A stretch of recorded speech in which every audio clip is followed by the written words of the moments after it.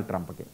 ఎంజీరావు గారు, రష్యా భారత్కి మిత్రదేశం. ఎన్నో విపత్కర పరిస్థితుల్లో ఎన్నో యుద్ధాల్లో రష్యా భారత్కి సహాయం చేసింది. రీసెంట్గా ఆపరేషన్ సింధూర్ సమయంలో కూడా S-400s మనకి తెలుసు రష్యా ఇచ్చిందే.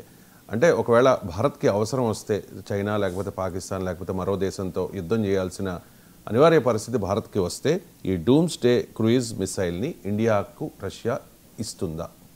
యాక్చువల్గా ఒకటి చెప్పాలంటే రష్యా ఇండియా కలిసి సంయుక్తంగా బ్రహ్మోస్ అంటే ప్రపంచంలోనే అతి డెడ్లీ క్రూయిజ్ మిసైల్ తయారు చేసాం. బ్రహ్మోస్ రేంజ్ 400 కిలోమీటర్లు. రీసెంట్గా మనం 800 కిలోమీటర్లు అప్గ్రేడ్ చేసాం.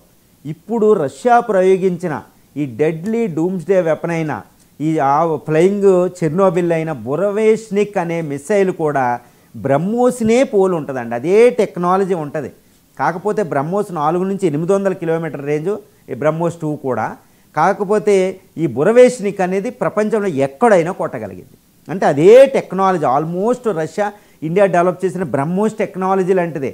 కానీ ఇప్పుడు అంటే ఇంకా బ్రహ్మోస్ని అప్గ్రేడ్ చేసి దాని రేంజ్ని ఇప్పుడు 400 నుంచి 800 కిలోమీటర్లు ఇండియాయే చేసేసింది. ఇప్పుడు రష్యా దగ్గరున్న ఈ క్షిపణిలో ఉన్న టెక్నాలజీ ఏంటంటే చిన్ని అణు రియాక్టర్లు తయారు చేసి ప్రొపల్షన్ సిస్టమ్ తయారు చేసి న్యూక్లియర్ ప్రొపల్షన్ సిస్టమ్ తయారు చేసి క్షిపణిలో పెట్టడం. ఈ టెక్నాలజీ అనేది అరుదు. రష్యా కూడా కొన్ని వెపన్స్ని ఎవ్వరికి అమ్మదన్నమాట భూమి మీద.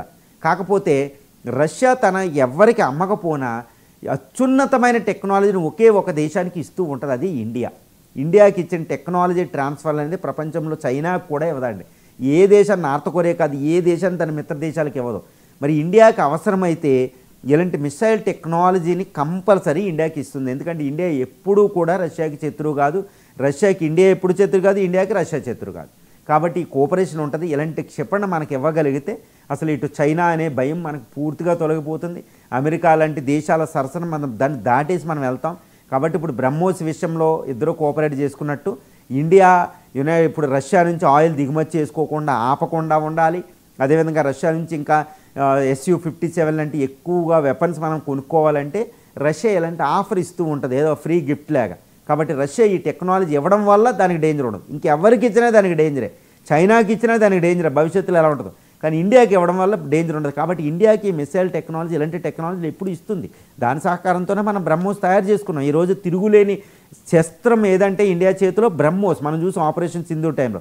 ఈవెన్ చైనా ఎయిర్ డిఫెన్స్ సిస్టమ్లో కూడా న్యూట్రలైజ్ చేసే శక్తి ఒక్క బ్రహ్మోస్కే ఉంది. దాన్ని చూసే చైనా మన మీద యుద్ధం రాలేదు గాల్వాన్ వ్యాలీ, డోక్లాం వ్యాలీ సమయంలో. కాబట్టి ఇప్పుడు ఇలాంటి మిసైల్ టెక్నాలజీ రష్యా మనకి ఇచ్చే అవకాశాలు పుష్కలంగా మనకు ఉన్నాయి. Right, thank you so much MG Rao గారు. చాలా ఇంట్రెస్టింగ్ టాపిక్స్ మీద సమగ్రంగా విశ్లేషణ అందించినందుకు. ఇది ఇవాల్టి రావు స్టాక్స్. మళ్ళీ రేపు కలుద్దాం. చూస్తూనే ఉండండి.